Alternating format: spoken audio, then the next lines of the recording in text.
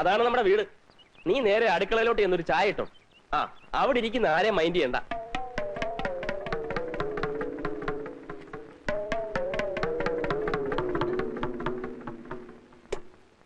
നീ ഏതാടാ? എടാ കൊച്ചനെ, നീ നല്ലോണം ആലോചിച്ചോ? വീട് മാറി കയറിയതാണോ? അല്ല, ഞാൻ ഈ വീട്ടിലേക്ക് തന്നെയാ വന്നത്. എന്നോട് പറഞ്ഞു ആരോടും മിണ്ടാ അടുക്കളയിൽ ചെന്ന് ചായ ഇട്ടോളാൻ. ആര്? മറ്റേ ചേട്ടൻ. മറ്റേ ചേട്ടനോ? അതെ, ഈ ചേട്ടൻ. നിങ്ങൾ രണ്ടുപേരും വന്ന്.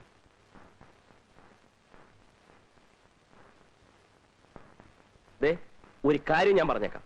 ഇനിയെങ്കിലും ഈ വീട്ടിൽ സമാധാനം വേണം. ഇന്നു മുതൽ അടുക്കള കാര്യമല്ല അവൻ നോക്കിക്കൊള്ളു. ചാപ്പാട് സമയത്ത് രണ്ടുപേരും വാ എന്ന് തുറന്നു കൊടുത്താൽ മതി. അവനോട് അധികം വർത്തമാനമൊന്നും വേണ്ട. നീ എന്ത് വർത്തമാനായി പറയുന്നത്? അത് കൊള്ളാം. അപ്പൊ ഞങ്ങളൊക്കെ വെറും ഓച്ചന്മാരോ? അത് പിഷാരടി പറഞ്ഞത് നേരാ. നീ ഒരുത്തനെ കൊണ്ട് നിർത്തിയെന്ന് വെച്ച് അവൻ ഞങ്ങളെ റെസ്പെക്ട് ചെയ്യണ്ടേ? അതിനായം ഒരു പയ്യൻ വീട്ടുവേലക്ക് വന്നാൽ എല്ലാവരും ഒന്ന് പരിചയപ്പെടുത്തണം. അതെ, അല്ലെങ്കിൽ നാളെ അയ്യർ എന്തെങ്കിലും ആവശ്യത്തിന് ഇങ്ങോട്ട് കയറി വരുമ്പോ താനേത് കൊച്ചാണാടോ എന്ന് ചോദിച്ചാൽ എന്ത് ചെയ്യും? അതെ, ഞാനിപ്പോ എന്താ വേണ്ടത്? ഞങ്ങളൊക്കെ മാന്യമായ രീതിയിൽ ഒന്ന് പരിചയപ്പെടുത്തണം. ഇരി. അയ്യര് ഇരുന്നോ? ദാ,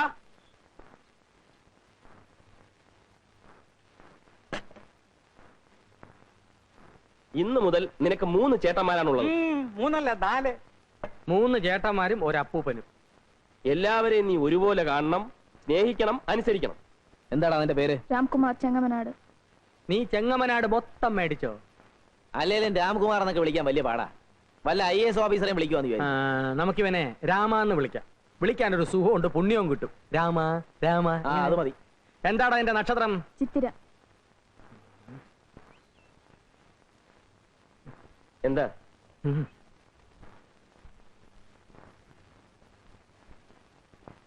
അവനെ പറഞ്ഞു വിട്, പോക്ക് കേസാ. ചിത്തിര നക്ഷത്രം, അക്കുടി നാശം, സ്ഥാനഭ്രംശ, ധനക്ഷയം, അഖില ശരീര അസ്വാസ്ഥ്യ ദുഃഖാന്തിത. താൻ എന്നെ പാട് നോക്ക്, ഒരു കുഴപ്പമില്ല. നീ ഒന്നേ, നീ അവന്റെ ചെവി ശ്രദ്ധിച്ചോ?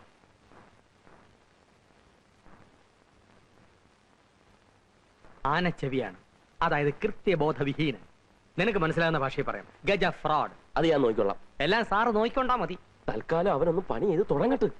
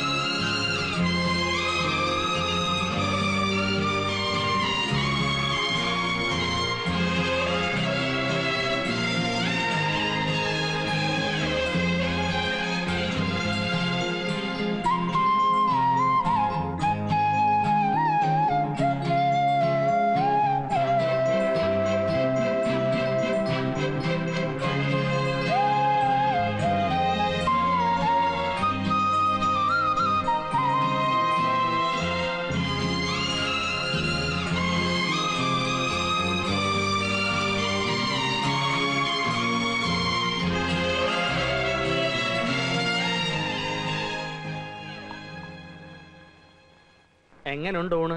കൊള്ളാം. എന്നാ കൊള്ളുകാല. കന്നാലിക്ക് കൊടുക്കുന്ന പോലെ ചേനയും വാഴയ്ക്കും കണ്ടം തുണ്ടമായി വെട്ടിയിട്ട് പുഴുങ്ങി അവിയലാകില്ല കേട്ടോടാ. അങ്ങനെ ആക്ഷേപിക്കൊന്നും വേണ്ട, അവൻ നന്നായിക്കോളും. പണ്ട് എനിക്ക് അൾസറ, എനിക്ക് എന്റെ ആരോഗ്യം നോക്കിയേ പറ്റൂ. എന്നാ എനിക്ക് എന്റെ ആരോഗ്യം നോക്കിയേ പറ്റത്തുള്ളൂ. എനിക്കിനി കണ്ടവനെ ക്ലാസ് ഇടാൻ പറ്റിയല്ല.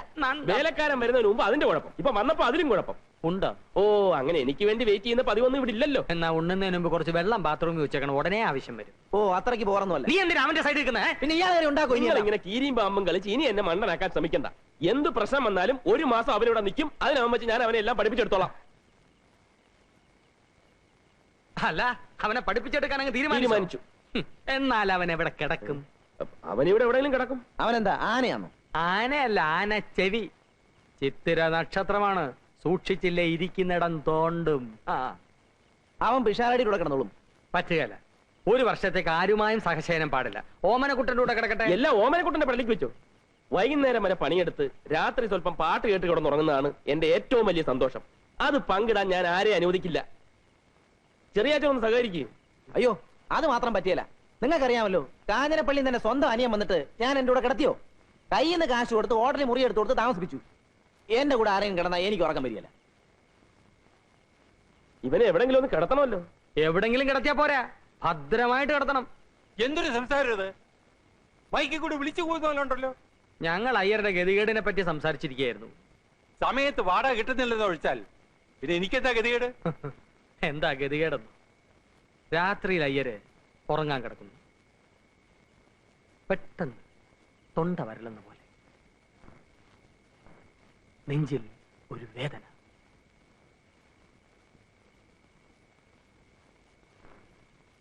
സംഭവിക്കാൻ വേണ്ടി പറയുന്നതല്ല. അയ്യർ കാലിയാകാൻ പോകുന്നു. ഒരു ഗ്ലാസ് വെള്ളം വേണം. എന്ത് ചെയ്യും? ഞാൻ പറഞ്ഞു ശരിയല്ലോ ഓമനക്കുട്ടാ? ശരിയാണോ എന്ന് ചോദിച്ചാ അങ്ങനെ സംഭവിക്കാവുന്നതേ ഉള്ളൂ. പക്ഷേ നമ്മൾ മൂന്നുപേരും ഉള്ളപ്പോ അങ്ങനെ സംഭവിക്കാൻ പാടില്ല. ആ, അതുകൊണ്ടാ ഞാൻ നേരത്തെ പറഞ്ഞേ. ഉടനെ നിങ്ങൾ എന്നെ കടിച്ചിറാൻ വന്നില്ലേ? രാമ,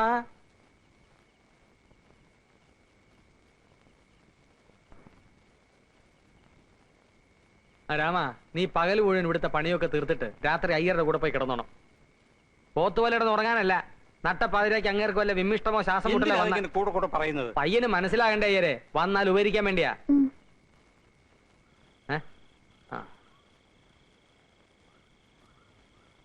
ഷാരടി, നിങ്ങളല്ലേ പറഞ്ഞത് അവൻ ആനച്ചെവിയാണ്, സൂക്ഷിക്കണം. ശുദ്ധ ബ്രാഹ്മണന്മാർക്ക് അതൊന്നും ഏശയില്ല. പിന്നൊരു കാര്യം, അവന്റെ 2 കൈകളും ഒന്ന് സൂക്ഷിച്ചു. അതെന്താ? അവന്റെ കയ്യിലിരിപ്പ് അങ്ങനെ. രാമ, നീ ചെല്ലേ. പോ. വാടാ, വാ. രാവിലെ ഇനി എത്തിയേക്കണേ. അയ്യരെ അവന് പുതയ്ക്കാൻ ഒരു കമ്പിളി കൊടുത്തേക്ക്. അതടച്ച്. എന്താ ഇത്? എന്താടപ്പാ നീ അടച്ച്?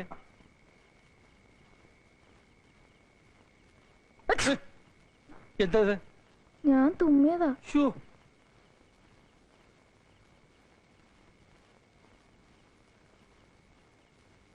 നിന്റെ കൈ എവിടെ? ദേ എവിടെ? ഇതേണ്ട. ഇതിനെ പുറകെ കിട്ടുന്നത്? മനുഷ്യൻ സ്വസ്ഥാനമില്ലെന്ന് വെച്ചാൽ അല്ലേ? എനിക്കകത്തൊരു പൂജയുണ്ട്, അത് കഴിഞ്ഞിട്ട് ഞാൻ വിളിക്കാം. അവിടെ നിന്നാ മതി കേട്ടോ. അവിടെ നിൽക്കാൻ പറഞ്ഞില്ലേ? അവിടെ നിന്നാ മതി. ആ,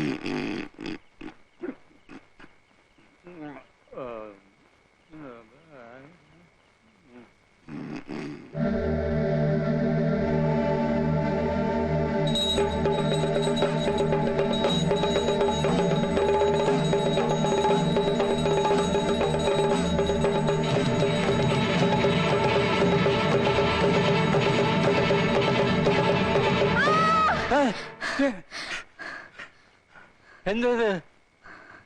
ഒന്നുമില്ല. നിന്റെ കൈ എവിടെ? 2 കൈ ഉണ്ടല്ലോ.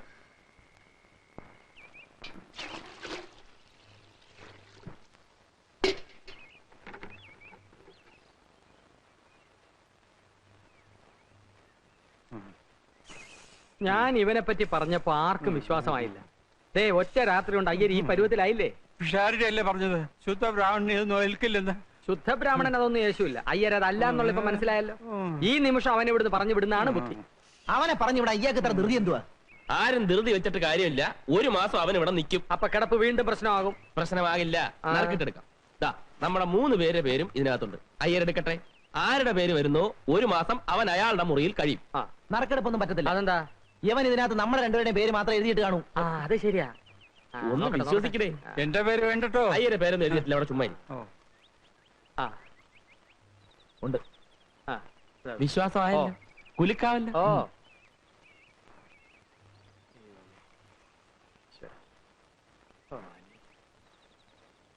ഓമനക്കുട്ടൻ. ഓമനക്കുട്ടൻ തന്നെ. അയ്യരെ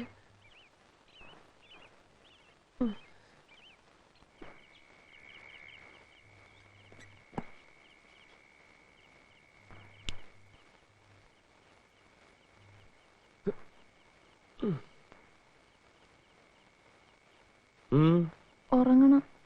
ഉറങ്ങിക്കോ. അതിനു മുമ്പ് വാതിലങ്ങ് ചാരിയത്. കിടക്കണം. കിടന്നോ? ഏതായാലും ഇവിടെ കിടക്കാൻ ഉദ്ദേശമൊന്നുമില്ലല്ലോ. ആ, ആ. ഒരു കാര്യം ചെയ്യും, ആ മൂലയിലിട്ട് കിടന്നു. പിന്നൊരു കാര്യം, രാവിലെ ഞാൻ കണ്ണു തുറക്കുമ്പോ എനിക്കെതിരെ ഒന്നും കയറി വന്നേക്കരുത്. വിശാരടിയെ പോലില്ലെങ്കിലും കുറച്ചൊക്കെ ശകുനത്തിൽ ഞാനും വിശ്വസിക്കുന്നുണ്ട്. അല്ലെങ്കിൽ തന്നെ ഹോട്ടലിൽ നിന്ന് ആവശ്യത്തിന് ആട്ടും തുപ്പും കിട്ടുന്നുണ്ട്. കിടന്നോട്ടെ. ഉം. Good night.